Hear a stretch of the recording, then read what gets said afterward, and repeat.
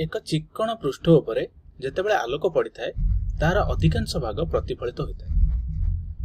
तेणु एहाकु आधार करी आलोकर प्रतिफलनर भिन्न भिन्न नियम गुड़ाए अछि।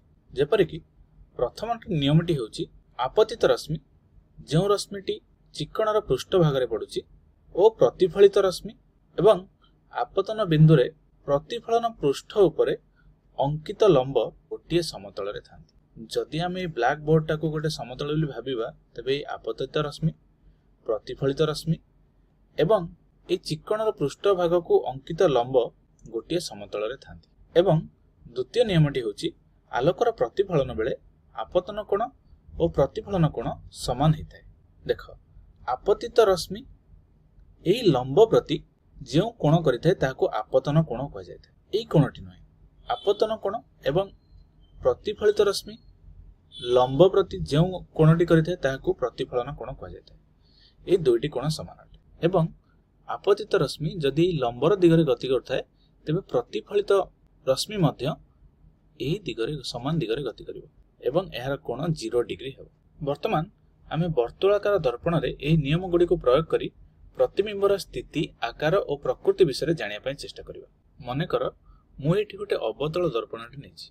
अवतल दर्पण किपरि जेमिति कि तुमे एक चामचर खालुआ अंशटी को जदि लक्ष्य करिवो ताहाको आमे अवतल दर्पण बोली कहिथांती। मने कर एही दर्पणर वक्रता केंद्रर किछि दूर रे एक वस्तुटी अछि।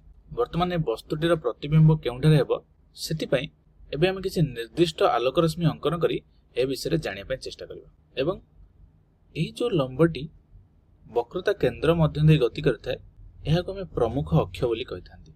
मने कर ए प्रमुख अक्ष को समांतर करी मु एक आलोक रश्मि को अंकन करूछि। जेतेबेले मु आलोक रश्मि को अंकन कली मुटी कोन देखुछि एही आलोक रश्मिर प्रतिफलन फोकस मध्य दे गति करूछि। या फोकस मध्य दे कहीं गला एक्चुअली एही फोकस र संज्ञा। प्रमुख अक्ष को समांतर करी गति करूथबा आलोक रश्मिर प्रतिफलन बा प्रतिफलित रश्मि फोकस मध्य दे सर्वदा गति करे। ठीक अछि। वर्तमान मु जदि आउ एक आपतित रश्मि अंकन करूछि जहा कि फोकस दिगरे गति करूछि एठी हम कोन लक्ष्य करछंती जेतेबेले आपतित रश्मिटी फोकस मध्य दे गति करूछि सेतेबेले प्रतिफलित रश्मिटी प्रमुख अक्ष को समांतर दिगरे गति करूछि। ठीक अछि। पूर्वरे अंकन करथिबा आपतित रश्मिर एवं प्रतिफलन रश्मिर यह संपूर्ण उलटा अटे। तबे मने कर मु आउ एक आपतित रश्मि को वक्रता केंद्र मध्य दे गति कराउछि। जेतेबेले आपतित रश्मिटी वक्रता केंद्र मध्य दे गति कला सेतेबेले प्रतिफलन रश्मि मध्य एकदम विपरीत दिगरे गति करूछि। तेणु आमे एठी कहि परिबा वक्रता केंद्र मध्य दे जाउथबा आपतित रश्मिटी अवतल दर्पण को लंब अटे। तेणु जो दिगरे यह गति करथिले सेही दिगरे प्रतिफलन हला। ठीक अछि। वर्तमान देखो पुनश्च मु जदि एक आपतित रश्मि को पोल उपरे पकाउछि तबे प्रतिफलित रश्मिटी किछि एही दिगरे गति कर। ठीक अछि। आमे एठी कोन देखिले ए जो प्रमुख अक्षटी अछि या लंब भाव रे काम करछि। एठी आपतन कोण एवं प्रतिफलित कोण समान हेबो। वर्तमान आमे एठी कोन लक्ष्य कले कि जेतेबेले चारि प्रकार आपतित रश्मि को आमे अवतल दर्पण उपरे पकाइले आमे देखिले जे चारोटी प्रतिफलित रश्मि एही बिंदुरे परस्पर को स्पर्श करछन्ती। ताले आमे कहि परिबा एही बिंदुरे प्रतिबिंब गठन हेबो एवं प्रतिबिंबटी एकदम उलटा हेबो।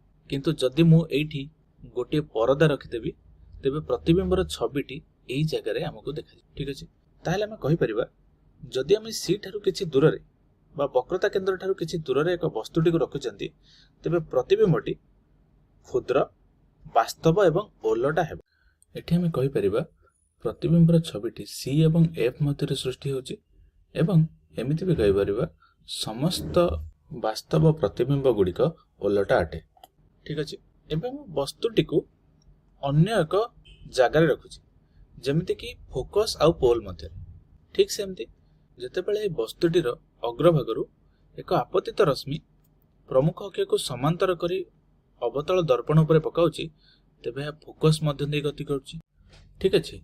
एठी हमकु चारि प्रकार रश्मि अंकन करबा किछि आवश्यक नै कारण जदि आलोक रश्मिटी वक्रता केंद्र एवं फोकस मध्य दे गति करिवो तेबे ताहा केबे भी दर्पणर पृष्ठ भाग रे पहुंचिबो नाही।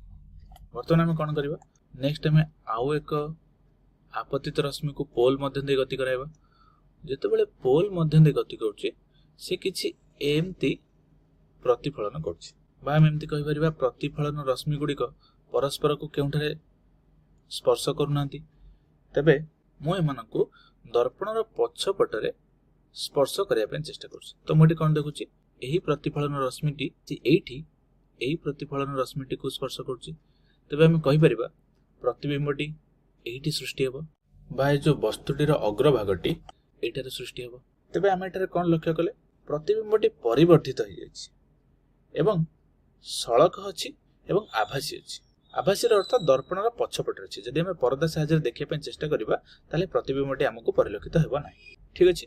ଠିକ ସେହିପରି ଆମେ ଏବେ ଗୋଟେ ଉତ୍ତଳ ଦର୍ପଣରେ ପ୍ରତିବିମ୍ବର ଅବସ୍ଥିତି, ଆକାର ଓ ପ୍ରକୃତି ବିଷୟରେ ଜାଣିବା ପାଇଁ ଚେଷ୍ଟା କରିବା। ବର୍ତ୍ତମାନ ଉତ୍ତଳ ଦର୍ପଣ କଣ, ତୁମେ ଏକ ଚାମଚର ପଛ ଭାଗକୁ ଯଦି ଲକ୍ଷ୍ୟ କରିବ ତୁମେ ଜାଣିପାରିବ ତାହାକୁ ଆମେ ଉତ୍ତଳ ଦର୍ପଣ ବୋଲି କହିଥାନ୍ତି।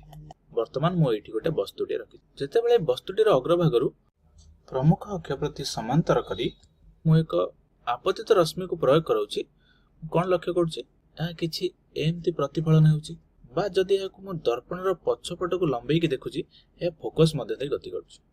ଠିକ ଅଛି। ଆମେ ଜାଣିଛୁ ଯେକୌଣସି ବି ରଶ୍ମି ଯାହାକି ପ୍ରମୁଖ ଅକ୍ଷ ପ୍ରତି ସମାନ୍ତର ସେ ସବୁ ଫୋକସ୍ ମଧ୍ୟ ଦେଇ ଗତି କରିବ। ଠିକ ସେହିପରି ପୁନଶ୍ଚ ଲକ୍ଷ୍ୟ କର, ଯେତେବେଳେ ମୁଁ ଫୋକସ୍ର ଦିଗରେ ଆପତିତ ରଶ୍ମିକୁ ଗତି କରାଉଛି ସେତେବେଳେ ପୁନଶ୍ଚ ପ୍ରତିଫଳନ ରଶ୍ମିଟି ପ୍ରମୁଖ ଅକ୍ଷକୁ ସମାନ୍ତର ହେଇ ଗତି କରୁଛି। ଠିକ ଅଛି। ବର୍ତ୍ତମାନ ଏଠି ଯେତେବେଳେ ପୁଣି ମୁଁ ଏକ ଆପତିତ ରଶ୍ମିକୁ ବକ୍ରତା କେନ୍ଦ୍ର ମଧ୍ୟ ଦେଇ ଗତି କରାଉଛି, ମୁଁ କଣ ଲକ୍ଷ୍ୟ କଲି, ଏହା ପୁନଶ୍ଚ ସେଇ ଦିଗରେ ଫେରି ଯାଉଛି। ବା ଆମେ ତ ଜାଣିଛନ୍ତି ବକ୍ରତା କେନ୍ଦ୍ର ମଧ୍ୟ ଦେଇ ଯେତେବେଳେ ଗୋଟେ ଆପତିତ ରଶ୍ମି ଗତି କରେ ତାହା ଦର୍ପଣ ପ୍ରତି ଲମ୍ବ ଅଟେ। ତେଣୁ ଯେଉଁ ଦିଗରେ ଆପତିତ ରଶ୍ମିଟି ଯାଇଥିଲା ପ୍ରତିଫଳନ ରଶ୍ମିଟି ସେଇ ଦିଗରେ ଗତି କରିବ। ଏବଂ ପରିଶେଷରେ ମୁଁ ଯେତେବେଳେ ଆଉ ଏକ ଆପତିତ ରଶ୍ମିକୁ ପୋଲ ଦେଇ ଗତି କରୁଛି, ପୋଲ ଦିଗରେ ଗତି କରୁଛି, ମୁଁ କଣ ଲକ୍ଷ୍ୟ କରୁଛି, ଏଠାରେ ପ୍ରତିଫଳନ ରଶ୍ମିଟି କିଛି ଏମିତି ଏଇ ଦିଗରେ ଗତି କରିବ। ବା ଆମେ ଏଠାରେ କହିପାରିବା ଏଇ ଯୋଉ ପ୍ରମୁଖ ଅକ୍ଷଟି ଅଛି ଏହା ହେଉଛି ଲମ୍ବ। ଆପତନ କୋଣ ଓ ପ୍ରତିଫଳନ କୋଣ ସମାନ ହେବ। ଏବଂ ଆମେ ଏଠି କଣ ଦେଖିଲେ, ଏଇ ଯେଉଁ ପ୍ରତିଫଳନ ରଶ୍ମି ଗୁଡ଼ିକ ଅଛି ଏମାନେ ତ ପରସ୍ପରଠୁ ଦୂରେଇ ଯାଉଛନ୍ତି। ଯଦି ମୁଁ ଏକ ଦର୍ପଣର ପଛପଟରେ ଦେଖିବା ପାଇଁ ଚେଷ୍ଟା କରିବି ସେମାନେ ଏଇ ଜାଗାରେ ଆସି ପରସ୍ପରକୁ ଏଇ ବିନ୍ଦୁରେ ସ୍ପର୍ଶ କରୁଛନ୍ତି। ତାହେଲେ ଆମେ କହିପାରିବା ଏଇ ବିନ୍ଦୁରେ ବସ୍ତୁଟିର ଅଗ୍ରଭାଗଟି ଆସି ପହଞ୍ଚିବ। ବା ଆମେ କହିପାରିବା ପ୍ରତିବିମ୍ବର ଆକାର କ୍ଷୁଦ୍ର, ଆଭାସୀ ଏବଂ ସଳଖ ଆମକୁ ଦେଖାଯିବ। ଠିକ ଅଛି।